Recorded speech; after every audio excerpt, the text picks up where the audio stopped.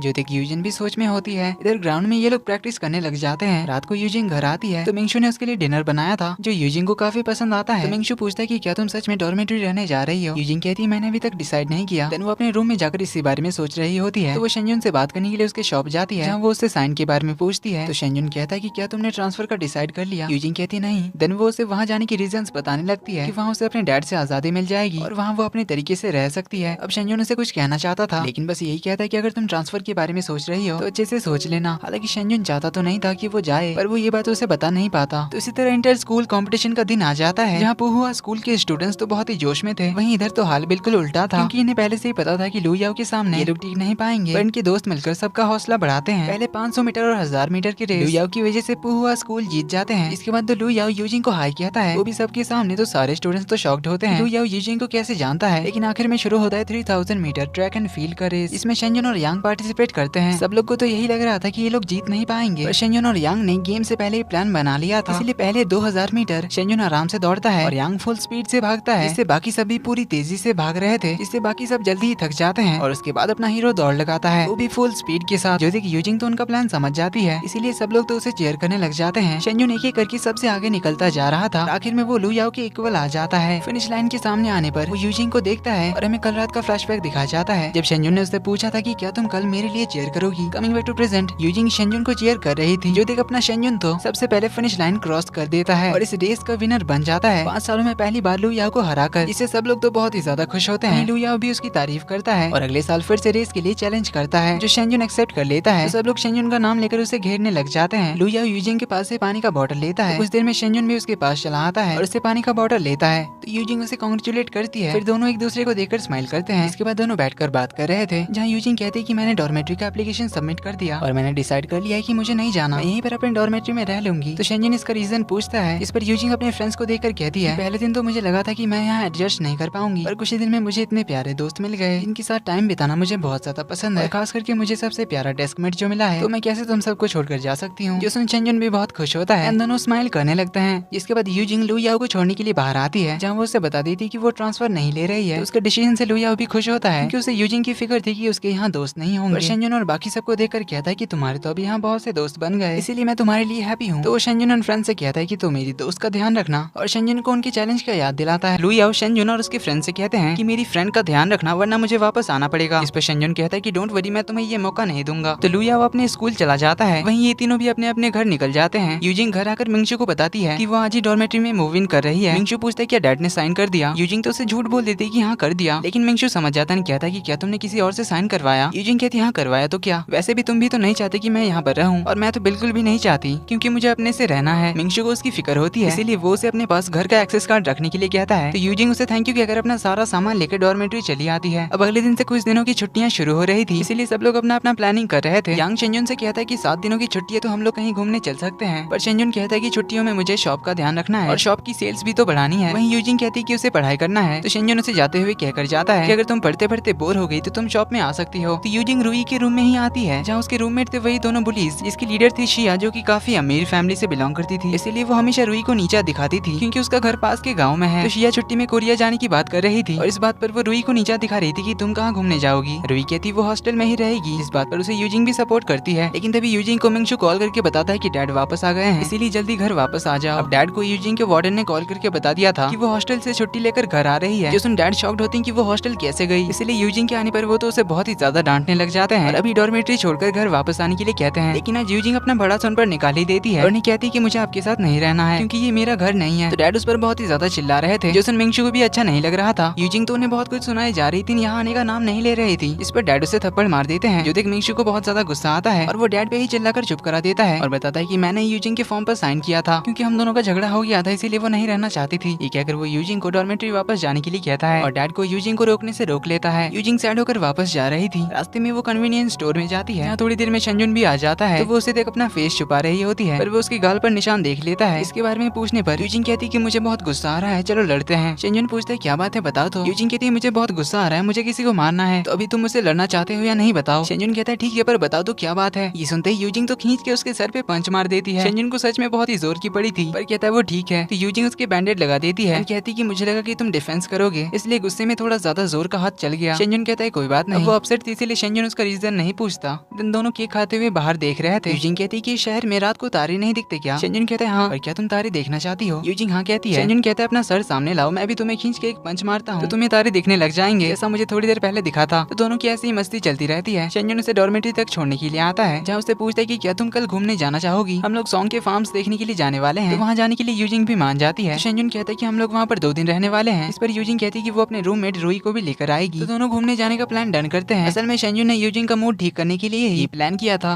तो यूजिंग रूई को भी आकर घूमने जाने की बात बताती है, तो दोनों इसकी तैयारी में लग जाते हैं। तभी यूजिंग को मिंगशू कॉल करके नीचे बुलाता है क्योंकि उसे यूजिंग की फिक्र हो रही थी। तो मिंगशू उसे कुछ ऑरेंजेस देता है, कहता है कि मॉम को तुम्हारी फिक्र हो रही थी। देन उससे पूछता है कि क्या डैड तुम्हें ऐसे ट्रीट करते थे। यूजिंग कहती है नहीं, उन्होंने ये पहली बार मुझ पर हाथ उठाया क्योंकि उन्हें तो बचपन से ही मेरी कोई फिक्र ही नहीं थी। देन वो मिंगशू को थैंक यू कहती है डैड से बचाने के लिए। देन वो उसे प्यार से भैया बुलाती है। मिंगशू कहता है कि ऐसे मत बुलाया करो, मुझे ये बहुत ही क्रिंज लगता है। देन उससे पूछता है छुट्टी में क्या तुम घर नहीं आओगी। यूजिंग बताती है मैं दोस्तों के साथ घूमने जा रही हूँ। जैसे ही बताती कि वो 2 दिन के लिए जा रही है और उसके साथ बॉयज भी जा रहे हैं, इसीलिए वो उससे कहता है कि तुम अकेले वहाँ कैसे जा सकती हो। तो यूजिंग पूछती है फिर आप भी चलिए हमारे साथ, आपके भी ऑफिस में तो छुट्टी है। वो मिंगशू को अपने साथ आने के लिए मना ही लेती है। अगले दिन मिंगशू उन सबको पिक करने आता है, जहाँ सब लोग उसे अपना इंट्रो देते हैं। यूजिंग अपने दोस्तों के साथ पीछे बैठ जाती है, तो मिंगशू कहता है कि मैं तुम्हारा ड्राइवर नहीं हूँ, इसीलिए तुम सामने आकर बैठो। मगर शेंजुन आकर बैठ जाता है, इसलिए मिंगशू और कुछ नहीं कहता। कुछ ही घंटों में वो लोग फार्म में पहुंच जाते हैं, जहाँ सॉन्ग ने अपने पेरेंट्स से कहकर गर्ल्स और बॉयज का अलग अलग टेंट हाउस का इंतजाम कर दिया था। इसीलिए सब लोग अपना सामान रखने के बाद घूमने के लिए निकल जाते हैं। रूई को घर की याद आ रही थी क्योंकि उसका घर पास के गाँव में जो था। तो उसे सैड देखकर सॉन्ग उसका मूड ठीक करने के लिए बाहर घुमाने ले जाता है। इधर यूजिंग तो बहुत ही ज्यादा खुश होती है यहाँ पर आकर। वो अपने भाई और शेंजुन के साथ व्लॉग्स बना रही थी और साथ में बहुत सारी फोटोज भी क्लिक करती है। मिंगशू को बार बार ऑफिस से कॉल आ रहे थे, यूजिंग उसके साथ भी मस्ती चालू कर देती है। तो मिंगशू भी उनके साथ खेलने लग जाता है। इधर रूई और सॉन्ग दोनों की गाँव से ही बिलोंग करते थे, इसीलिए दोनों की वाइब्स तो मैच हो रही थी। इधर मिंगशू भी नोटिस करता है कि शेंजुन यूजिंग का क्लोज फ्रेंड है, इसीलिए वो शेंजुन से कहता है कि यूजिंग की डॉर्मेट्री एप्लीकेशन पर तुम्ही ने साइन किया था ना। शेंजुन हाँ कहता है। तो मिंगशू बताता है कि उसकी वजह से ही डैड से उसे थप्पड़ पड़ी थी। शेंजुन कहता है हाँ मैंने गेस तो कर लिया था, कल जब उससे स्टोर में मिला था तब। तो शेंजुन इसके लिए उसे सॉरी कहता है। मिंगशू कहता है सॉरी तुम्हें नहीं, मुझे कहना चाहिए, क्योंकि अगर मैंने पहले ही साइन कर दिया होता तो डैड उस पर हाथ नहीं उठाते। असल में मैं उसका सगा भाई नहीं हूँ, डैड और मेरी मॉम लीगली हस्बैंड वाइफ है और कुछ ही दिन पहले मैं उससे पहली बार मिला था, इसीलिए मैं उसे समझ नहीं सका था। उसने मुझे भाई समझकर मेरे लिए बहुत कुछ किया, मगर मैंने उसे कभी अपनी बहन नहीं माना। पर कल जब डैड ने उसे थप्पड़ मारा तब मुझे बहुत गुस्सा आया और पहली बार मुझे फील हुआ कि मैं उसका भाई हूँ, इसीलिए मुझे अपनी बहन को प्रोटेक्ट करना है। इसीलिए थैंक यू तुम्हारा मेरी बहन की हेल्प करने के लिए। और मैं खुश हूँ कि यूजिंग के इतने अच्छे दोस्त हैं। तो शाम को सभी मिलकर ट्रूथ एंड डेयर खेल रहे थे, जहाँ सॉन्ग और मिंगशू भी सीनियर थे, इसीलिए उन्हें डेयर में ड्रिंक करनी पड़ रही थी। यूजिंग भी अपने भाई से सवाल पूछते टाइम डेयर में ड्रिंक कर लेती है। शेंजुन शेंजुन उसे रोकने की कोशिश कर रहा था पर यूजिंग तो मान ही नहीं रही थी। तो दोनों भाई बहन थोड़ा ज्यादा ही ड्रिंक कर लेते हैं, इसलिए सॉन्ग मिंगशु को उसके रूम में पहुंचाने के लिए जाता है। तो रूही भी उसकी हेल्प करने जाती है। इधर यूजिंग तो उठने का नाम ही नहीं ले रही थी। शेंजुन को पता चल जाता है कि वो तो बस नाटक कर रही है, उसने तो ड्रिंक बस थोड़ी सी ही करी थी, बाकी तो वो कोक पी रही थी, पर उसी से उसका सर घूम रहा था। तो शेंजुन उसे एक जगह ले जाता है जहाँ बहुत सारी फसल उगी हुई थी और वहाँ काफी ज्यादा अंधेरा था। तो फार्मलैंड के बिल्कुल बीचों बीच आने पर घड़ी देखकर उल्टी काउंटिंग शुरू करता है, लेकिन 12 बजने पर भी कुछ नहीं होता। यूजिंग कहती कुछ भी तो नहीं हुआ, लेकिन तभी अचानक सामने की ओर से लाइट्स जलने लग जाती है। धीरे धीरे पूरा फार्मलैंड और आसपास का पूरा इलाका लाइट से जगमगा उठता है और ये सीन बहुत ही ज्यादा खूबसूरत था। पूरा फार्मलैंड एकदम सोने की तरह चमक रही थी, जो देख यूजिंग तो एकदम बहुत ही ज्यादा सरप्राइज्ड हो जाती है। शेंजुन कहता है कि रात को भले ही शहर में तारे नहीं दिखाई देते होंगे, पर ये जगह रात को आसमान में तारों से भी ज्यादा खूबसूरत लगती है। यूजिंग कहती है मैंने तुम्हारे सर पे मारा, फिर भी तुमने मुझे तारे दिखा दिए, क्या तुम्हें अभी दर्द हो रहा है? शेंजुन कहता है ये बोलकर तुमने दर्द को याद दिला दिया। तो यूजिंग उसे सॉरी कहती है, बताती है कि उस दिन मेरा मूड बहुत खराब था क्योंकि डैड से मेरा झगड़ा हो गया। देन उसे अपने फैमिली के बारे में बताने जा रही थी। शेंजुन कहता है मुझे पता है, पर क्या तुम प्लीज अगली बार मुझे मारने से पहले थोड़ा रेडी होने के लिए टाइम देना। जो सुन यूजिंग स्माइल करती है, कहती है कि मेरा सीक्रेट तो तुम्हें पता चल गया, तो तुम्हारा सीक्रेट क्या है? सीन कट होता है यूजिंग के जागने पर। शेंजुन उसे कॉल करके बताता है कि मैं तुम्हारा बाहर वेट कर रहा हूँ, इसीलिए जल्दी आओ। तो यूजिंग रेडी होकर बाहर जाती है। तो यूजिंग उससे पूछती है कि हम कहाँ जा रहे हैं। शेंजुन पूछता है कि क्या तुम्हें कल रात का कुछ याद है? तुमने पूछा था ना मेरा सीक्रेट क्या है, तो मैं तुम्हें वो जगह ले जा रहा हूँ जहाँ मेरा सीक्रेट है। दोनों बस से शहर में वापस आते हैं। तो शेंजुन उसे एक हॉस्पिटल ले आता है जहाँ शेंजुन के छोटे अंकल कोमा में थे। तो शेंजुन यूजिंग को बताता है कि उस शॉप के ओनर मेरे अंकल है। देन वो अपने अंकल को बता रहा था कि अंकल ये वही लड़की है जिसके बारे में मैंने बताया था, ये मेरी डेस्कमेट और अच्छी दोस्त भी है और हमारी शॉप को भी बचाने में यूजिंग ने हमारी बहुत हेल्प की। इसके बाद वो अंकल को स्पॉन्ज बात करा रहा था, जो देख यूजिंग समझ जाती है। कहती है तुम लेट नाइट जागते हो और सुबह स्कूल में लेट पहुंचते थे क्योंकि तुम अंकल का ध्यान रखने के लिए यहाँ पर आते थे। शेंजुन कहते हैं हाँ, मेरी मॉम के मरने के बाद अंकल ने ही मुझे बचपन से पाल पोस कर बड़ा किया है, इसीलिए मैं इनका टेक केयर करने हमेशा आया करता हूँ क्योंकि सिर्फ अंकल ही मेरी फैमिली है। यूजिंग को अब समझ आता है कि शेंजुन शोकेस में रखे हुए सिल्वर ऑर्नामेंट्स क्यों नहीं बेचना चाहता था, क्योंकि वो सब अंकल ने बनाया था, इसमें उसके अंकल की यादें थी। शेंजुन बताता है कि अंकल ने कभी मुझे मेरी मॉम की कमी महसूस होने नहीं दी। जब भी मुझे मेरी मॉम की याद आती थी तब अंकल ने मुझे कहा था कि मॉम स्टार बन गई है, पर इस शहर में रात को तो तारे दिखाई नहीं देते। तब अंकल मुझे उस फार्मलैंड में ले जाया करते थे, वहाँ की लाइट स्टार्स की शेप में थी, जिन्हें देखकर मैं बहुत ज्यादा खुश हो जाता था, जिससे वो अपने अंकल के साथ फार्मलैंड की यादों को याद कर रहा था। वहीं यूजिंग भी कल रात के बारे में याद करती है। वो उन लाइट्स को देखकर सब कुछ भूल गई थी और बहुत ही ज्यादा हैप्पी थी। आखिर में हमें इन दोनों की हैप्पी मोमेंट साथ में दिखाए जाते हैं, जब दोनों ये लाइट्स देखकर बहुत ही ज्यादा खुश थे। शेंजुन यूजिंग को अपने अंकल के बारे में बता रहा था, तो यूजिंग अंकल को अपना इंट्रो देती है और बताती है कि शेंजुन बहुत ही अच्छा और मेहनती लड़का है जो सबकी बहुत फिक्र करता है पर खुद की करना भूल जाता है, इसलिए आप जल्दी से ठीक हो जाइए। इसे थोड़ा डांटना और अपना ख्याल रखने के लिए कहना, और वैसे तो इसे सब कुछ आता है पर फिर भी इसे अच्छे से पढ़ाई करने के लिए कहना। जिसमें शेंजुन स्माइल करता है। तभी नर्स आकर शेंजुन को डॉक्टर के पास जाने के लिए कहती है, जहाँ नर्स बताती है कि उनके लंग्स में थोड़ा प्रॉब्लम है, ज्यादा सीरियस नहीं है। देन बताती है कि कल तुम्हारी ही उम्र का एक लड़का उनसे मिलने की जिद कर रहा था, पर क्योंकि आउटसाइडर किसी पेशेंट से नहीं मिल सकते इसीलिए हमने उसे मिलने नहीं दिया। पर शेंजुन का फेस देखकर लगता है कि वो उस लड़की को पहचानता है, इसलिए वो नर्स से कहकर जाता है कि अगर वो अगली बार आए तो आप मुझे कॉल करके बता दीजिएगा। जाते हुए यूजिंग उस लड़की के बारे में पूछ रही थी, पर शेंजुन के कुछ बताने से पहले यूजिंग को उसके भाई का कॉल आ जाता है, जिसमें मिंगशु तो उसे डांट रहा था उसे बिना बताए शहर में आने के लिए। तो वो उससे पूछने लग जाता है कि वो कहाँ पर है। तो शेंजुन फोन लेकर बताता है कि वो मेरे साथ है और हम मेरे अंकल से मिलने के लिए हॉस्पिटल आए थे, आप चिंता मत करना, मैं उसे डॉर्मेट्री तक छोड़ दूंगा। तो मिंगशु कहता है कि उसे बता देना कि घर में कुछ काम है इसलिए हमें घर जाना पड़ेगा। तो शेंजुन उसे डॉर्मेट्री तक ले आता है जहाँ मिंगशु उसे पिक करने आता है। तो शेंजुन यूजिंग से कहता है कि अगर कुछ हुआ तो मुझे कॉल कर देना। जिसमें मिंगशु कहता है कि उसके लिए तो मैं हूँ। इससे शेंजुन तो उसे घूरने लग जाता है। तो यूजिंग उसे बाय कहती है, पर जाते हुए उसे मिरर में देख रही थी। इससे मिंगशु पूछता है कि मैं देख रहा हूँ कि तुम अपने डेस्कमेट से कुछ ज्यादा ही क्लोज हो और उस पर कुछ ज्यादा ही ध्यान दे रही हो, पर अभी तुम्हारी उम्र पढ़ाई की है इसलिए सिर्फ पढ़ाई पर ध्यान दो। यूजिंग कहती है अब आप तो लेक्चर देना बंद करो, ऐसे ही पापा ने दिमाग खराब कर रखा है, वैसे उन्होंने क्यों बुलाया। मिंगशु कहता है शायद उन्हें अपनी गलती का एहसास हो गया होगा, पर शायद अभी उनका डिसीजन नहीं बदला है, इसीलिए वो तुम्हारा फेवरेट डिश बना रहे हैं तुम्हें मनाने के लिए। यूजिंग तो साफ कह देती है कि मैं तो नहीं रहने वाली, तो उन्हें ये बात समझाने के लिए मुझे आपकी हेल्प की जरूरत है। तो मिंगशु उसकी हेल्प करने के लिए तैयार हो जाता है। तो दोनों घर के अंदर जाने से पहले थोड़ा तैयारी करते हैं और घर में एंट्री मारते ही दोनों एक दूसरे पे चिल्लाने लग जाते हैं। तो दोनों नाटक कर रहे थे बहुत ही सीरियसली झगड़ने का। इसमें यूजिंग तो चिल्ला चिल्ला कर कह रही थी कि मुझे आपके साथ इस घर में नहीं रहना। तो मिंगशु कहता है कि मुझे भी कोई शौक नहीं है तुम्हारे साथ रहने का, अगर तुम्हें इतनी ही प्रॉब्लम हो रही है तो तुम चली क्यों नहीं जाती। वैसे ही मैं तुम्हारे और तुम्हारे डैड के झगड़े से परेशान हूँ। तो डैड आकर उन्हें शांत कराने की कोशिश करते हैं। यूजिंग उनसे कहती है कि देखा डैड, ये लोग मुझे पसंद नहीं करते इसीलिए मुझे यहाँ नहीं रहना है। वो दोनों तो डैड को कुछ कहने का मौका ही नहीं दे रहे थे। अभी मिंगशु की मॉम सभी को खाने के लिए बुलाती है क्योंकि वो तो समझ गई थी कि ये दोनों नाटक कर रहे हैं। तो सब लोग खाने के लिए बैठते हैं। यहाँ पर भी वो दोनों झगड़ना शुरू कर देते हैं। तो डैड यूजिंग को समझाने लगते हैं कि वो तुम्हारा बड़ा भाई है, इसलिए तुम्हें उसे ऐसे बात नहीं करनी चाहिए, दोनों एक दूसरे से माफी मांगो और सब कुछ सॉर्ट आउट करो। तो दोनों फिर से नाटक शुरू कर देते हैं, कहते हैं कि मैं इसे बहन नहीं मानता। तो यूजिंग कहती है मैंने कहा तुम्हें अपना भाई माना है, तुम्हारी फैमिली तुम्ही को मुबारक। ये कहकर वो अपने रूम में चली जाती है। तो उसके साथ मिंगशु और उसकी मॉम भी उठ जाते हैं क्योंकि मिंगशु की मॉम को उनका झगड़ा देखकर हंसी आ रहा था, बस उसके डैड को ही समझ नहीं आ रहा था। शेंजुन का मैसेज आता है कि घर में सब कुछ ठीक है या नहीं। यूजिंग कहती है डोंट वरी, सब कुछ सही चल रहा है। थोड़ी देर में डैड आते हैं उससे बात करने, तो यूजिंग फिर से गुस्सा होने का नाटक करती है। डैड कहते हैं कि मुझे मिंगशू की मॉम ने समझाया मुझे तुम्हारी भी डिसीजन की रिस्पेक्ट करनी चाहिए और सॉरी उस दिन गुस्सा करने के लिए। दिन बताते हैं कि मैं बस चाहता हूँ कि तुम अच्छे से पढ़ाई करो, इसीलिए मैं चाहता था कि तुम घर पे रहकर पढ़ाई करो क्योंकि हॉस्टल में काफी डिस्टर्बेंस होती होगी। यूजिंग बताती कि ऐसी कोई बात नहीं है, पढ़ाई का तो और ज्यादा मन करता है, इसीलिए आप चिंता मत करना, मैं अच्छे से पढ़ूंगी। तो डैड फाइनली उसे परमिशन दे देते हैं एंड पूछते हैं कि शायद तुमने कुछ कम कपड़े लेकर आई थी, इसलिए कल हम तुम्हारे लिए शॉपिंग करने जाएंगे और भाई को भी माफ कर देना और हॉस्टल में अच्छे से पढ़ाई करना। ये कहकर वो चले जाते हैं। यूजिंग तो बहुत खुश होती है। यूजिंग मिंगशू को थैंक यू कहने आती है।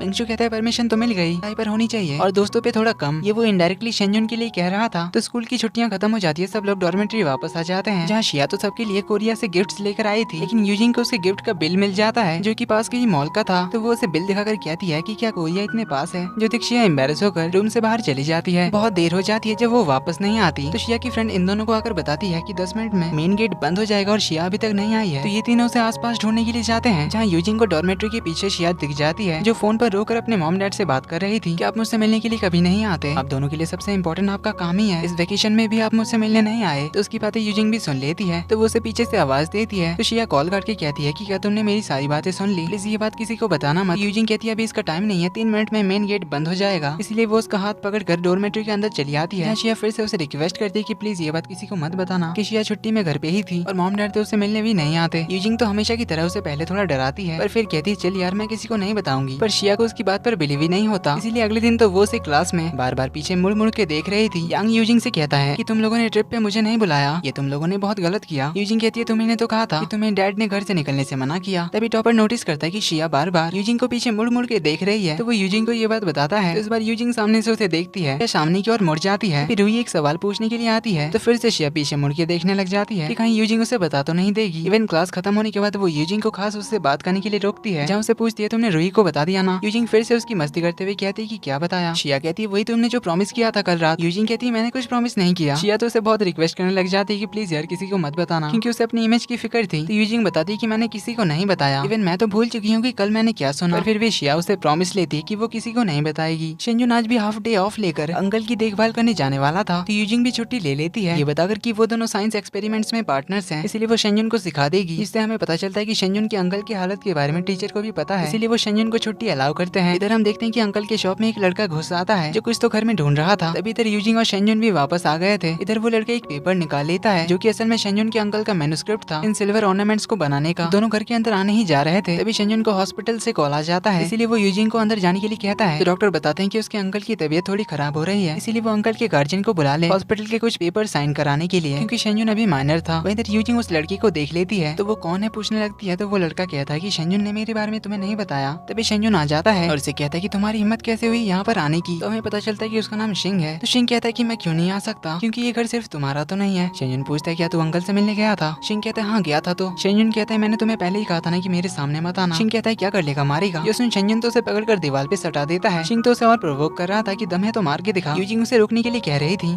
क्योंकि अगर उसने वायलेंस किया तो उसे स्कूल से निकाल दिया जा सकता था, इसलिए शेंजुन रुक जाता है। तो शिंग पूछता है कि आखिर ये लड़की कौन है तुम्हारे लिए जो तूने उसे यहाँ आने दिया, तो उस रूम में ऐसे किसी को भी कैसे आने दे सकता है। जैसे शेंजुन तो उसके पास रखे फोटो फ्रेम को पंच मार देता है, गुस्से से कहता है कि चुपचाप यहाँ से निकल जा। यूजिंग तो उसके हाथ के लिए फिक्र कर रही थी, तो शिंग वहाँ से चला जाता है। यूजिंग कहती है तुम्हारे हाथ में चोट लग गई है, अब तुम सिल्वर ऑर्नामेंट्स कैसे बनाओगे। जैसे शेंजुन को मैन्युस्क्रिप्ट याद आता है, इसीलिए वो यूजिंग से अपना हाथ छुड़ाकर नीचे मैन्युस्क्रिप्ट ढूंढने के लिए आता है। यूजिंग उसे पूछने आती है, तो शेंजुन उसे गुस्से से अकेला छोड़ देने के लिए कहता है, और फिर भी यूजिंग उसके साथ रहती है। अंकल का मैन्युस्क्रिप्ट उसे नहीं मिलता, इसीलिए वो बाहर शिंग को ढूंढने जाता है। यूजिंग को उसके हाथ की फिक्र थी, पर वो उसकी बात ही नहीं सुन रहा था। पर फिर भी यूजिंग पास के मेडिकल शॉप से कुछ मेडिसिन ले आती है और टेबल पर रखकर चली जाती है। तो शेंजुन वापस आकर उन्हें लगा लेता है, पर वो रियलाइज करता है कि उसने बिना वजह यूजिंग पर चिल्ला दिया, इसीलिए वो अगले दिन हाथ में बैंडेज बांध कर आता है। तो यांग उसके बारे में पूछता है, इस पर यूजिंग ही बहाना कर देती है कि बिल्ली ने खरोचा था, कहकर वो इनडायरेक्टली उसे ताना मार रही थी, पर वो शेंजुन की कोई बात ही नहीं सुन रही थी और शेंजुन की भी हिम्मत नहीं हो रही थी उसके पास जाने की, इसीलिए वो कैंटीन में भी उसके सामने वाले बेंच पर बैठता है। पर यूजिंग उसे इग्नोर करके घर चली आती है। वो घर आकर शेंजुन के बारे में सोच रही होती है कि आखिर उस शिंग के साथ उसका क्या रिलेशन होगा जो शेंजुन उस पर इतना ज्यादा गुस्सा था। इसीलिए वो अगले दिन सोंग और यांग से शिंग के बारे में पूछती है। इसका नाम सुनकर इन दोनों को भी बहुत ज्यादा गुस्सा आता है और ये जानने पर कि वो शॉप में आया था। वो लोग कहते हैं कि तुमने शेंजुन को रोका क्यों, वो शिंग मार खाने के ही लायक है। फिर वो बताता है कि हम सब साथ में ही पढ़ते थे, पर शिंग हमेशा गलत काम करता था और शेंजुन को फंसा देता था। उसकी वजह से शेंजुन को बहुत बार स्कूल से सस्पेंड होना पड़ा है और वो अब भी सिर्फ शेंजुन की लाइफ खराब करने के पीछे पड़ा है। इसीलिए अगर वो कभी तुमसे मिला तो उसकी बातें मत सुनना। अब इनकी बातों से समझ तो नहीं आया कि शिंग के साथ शेंजुन का क्या रिलेशन है, शायद वो उसके छोटे अंकल का बेटा हो सकता है। जो भी होगा हमें कहानी में आगे पता चलेगा। तो यूजिंग कन्वीनियंस स्टोर से कुछ खाना वाना लेकर शेंजुन के घर के बाहर आती है कि उसने कुछ खाना खाया होगा या नहीं, पर वो अंदर नहीं जा रही थी क्योंकि वो अभी थोड़ा नाराज थी। पर शेंजुन बाहर आता है तो उसे देखकर स्माइल करता है, तो वो थोड़ा आवाज करके उसे अंदर बुलाता है, जहाँ वो उसे माफी मांग लेता है। यूजिंग उसके हाथ में बैंडेज कर देती है। सामने उसके अंकल के साथ उसकी कुछ फोटोज देखती है, जिससे उसे उसका बर्थडे पता चल जाता है, जो कि कुछ ही दिन में आने वाला था। इसीलिए वो अगले दिन क्लास में आकर यांग से डिस्कस करती है उसका बर्थडे सेलिब्रेट करने के बारे में, जो उसके लिए बहुत ही यादगार हो। पर शेंजुन को जब वो लोग बताते हैं उसका बर्थडे सेलिब्रेट करने के बारे में, इस पर शेंजुन कहते हैं कि अगर तुम लोग बर्थडे सेलिब्रेट करना ही चाहते हो तो शॉप में आ जाना बड़े अंकल, हम सब के लिए हॉटपॉट बना देंगे। जो सुन यूजिंग तो उसका बर्थडे अच्छी तरह से सेलिब्रेट करने के बारे में प्लान करती है, तो उसके बारे में डिस्कस करने के लिए वो सॉन्ग और यांग को बुलाती है आइडियाज लेने के लिए। इस पर ये दोनों तो उसे अजीब आइडियाज दे रहे थे। यांग कहता है कि हम उसका बर्थडे हॉरर बर्थडे थीम के साथ सेलिब्रेट करेंगे, इसमें वो लोग शेंजुन को रात में बहुत डरा देंगे और उसका भूतिया बर्थडे मनाएंगे। तीनों शेंजुन का बर्थडे सेलिब्रेट करने की प्लानिंग कर रहे थे, जहाँ यांग के उस भूतिया आइडिया को यूजिंग रिजेक्ट कर देती है। तो सॉन्ग उसे बताता है कि शेंजुन ने लास्ट बर्थडे अपने अंकल के साथ मनाया था, उसके बाद उसने कभी बर्थडे नहीं मनाया, पर मैंने फिर भी उसके बर्थडे के लिए गिफ्ट की तैयारी कर ली है, जो कि एक एनग्रेव सील था, जिसमें लोग कोई भी प्रॉमिस या फिर किसी का भी नाम हमेशा के लिए लिख कर रख सकते हैं। यांग को कुछ समझ नहीं आ रहा था कि वो उसे क्या गिफ्ट दे। सॉन्ग कहता है तू उसे ऐसा कुछ देना जो शेंजुन के पास नहीं और उसे उस चीज की जरूरत हो। यांग के दिमाग में तो बस पैसा ही आता है, जो शेंजुन तो उसे कभी नहीं लेगा। तो ये दोनों यूजिंग से पूछते हैं कि तुम क्या प्लान कर रही हो उसे बर्थडे गिफ्ट देने का। यूजिंग कहती है मैं जब से उसे मिली हूँ और तुम सबसे मैंने उसे जितना जाना है उससे मुझे यही समझ आता है कि उसने अपनी जिंदगी के 17 सालों में अपना बचपन का टाइम जिया ही नहीं। वो बहुत ही कम उम्र से ही काम करने लग गया था, जिस वजह से उसने अपना बचपन हमारी तरह नहीं बिताया। इसीलिए मैं उसके बर्थडे के दिन उसका बचपना लौटाना चाहती हूँ, उसे वो सारी जगह ले जाकर जहाँ बचपन में हम सब ने जाकर बहुत एंजॉय किया है। जो आइडिया यांग को बहुत ही ज्यादा पसंद आ जाता है। यूजिंग कहती पर मुझे यहाँ के उन जगहों के बारे में पता नहीं है। इस पर यांग कहता है कि मुझे पता है ना, इसीलिए मैं उसे वहाँ पर ले जाऊंगा। सो प्लीज यूजिंग मुझे ये आइडिया दे दो,